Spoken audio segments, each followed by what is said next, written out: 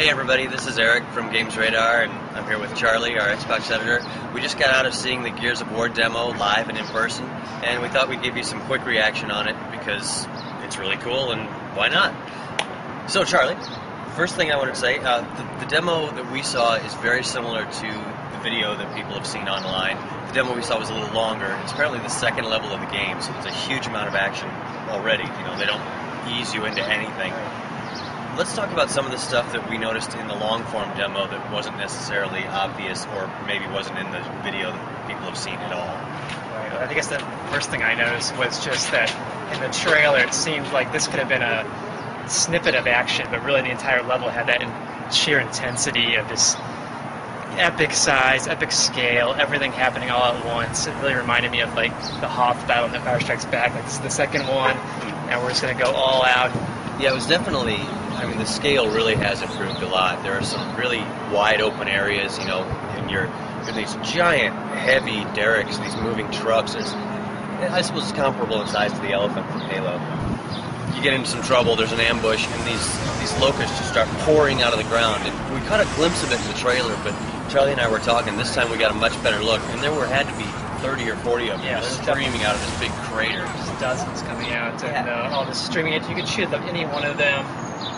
The scene quickly moved away from that, but you can tell that's a preview of what later levels are going to have for a sheer number of locusts. It's going to be pretty exciting and pretty different every time you play. Yeah, and definitely a lot going on. This is, you know, Gears of War, the first one was very compact, you know, and you might be fighting half a dozen guys, you might be holed up in a house. This is bigger, you know, the battle's going on all around you. We saw at one point, you know, these dudes just start coming at us, and there are vehicles all around, and there's a corpser up on a cliffside, and Brumacs everywhere, literally 3 or 4 Brumacs on screen at once, and you might drive past an enemy and then not have to kill it yourself because the truck next to you killed it, or this mounted cannon on a Jeep blew its head off. You know, there's a lot going on. It's definitely a big battle, and you're a small part of it, and that's pretty cool. Yeah, and it seemed like the action was constantly shifting. It wasn't here's the moment where you're going to fight the locusts, and here's the moment where we're going to fight the Brumacs. It was just like 1 second you're shooting a locust, the next minute a Brumac smashed into your derrick, and you've got to fire at that now. But then it's moved on, so now you've got to worry about the grappling hooks coming up and worry about those guys climbing the derrick, and next you're shooting at the ground, next you're shooting at the sky. It was just, you never knew what to expect next, and I hope that wasn't just one level of that kind of unexpected action. If the whole game was like that, it would be really surprising, really amazing. Yeah, you know, you bring up an interesting point talking about the grappling hooks. Is, you know, the locusts are actually trying to get up on your truck and take it over. During our demo, they take over one of the trucks next to you, and you have to then gun it down, you know, destroy your own equipment because the bad guys took over.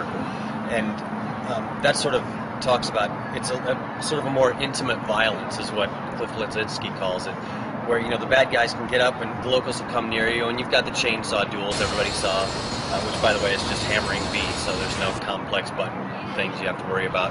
But you can get under a guy. If you get him from behind, you can get the chainsaw under him and split him in half from the groin to the neck. Or you can take an enemy captive, you know, as a meat shield. You saw that in the video probably.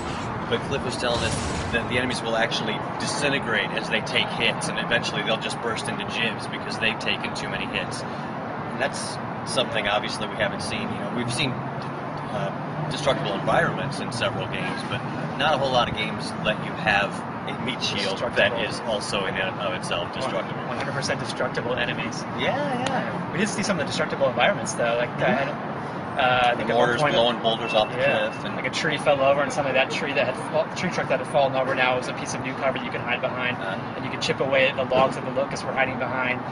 You know, chip away some dents in the trees and get to them get the bullets between those little notches that you had made and shoot them that way. You could shoot mortar fire. You know, there was these mortars coming down, and he was blowing them apart with a shotgun right before they hit. Yeah. So that seems to indicate that maybe you can't check out the grappling hooks.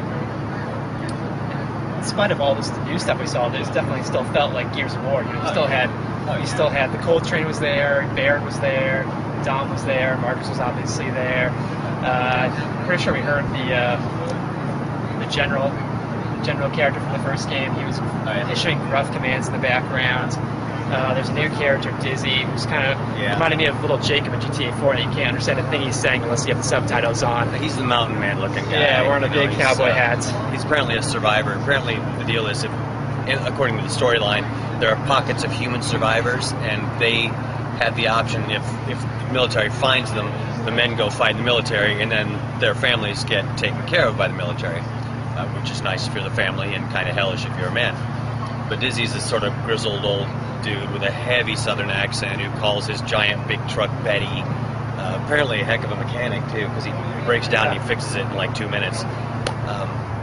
He's obviously supposed to add character and spice, and I think people will grow to like him over time, even if they don't initially.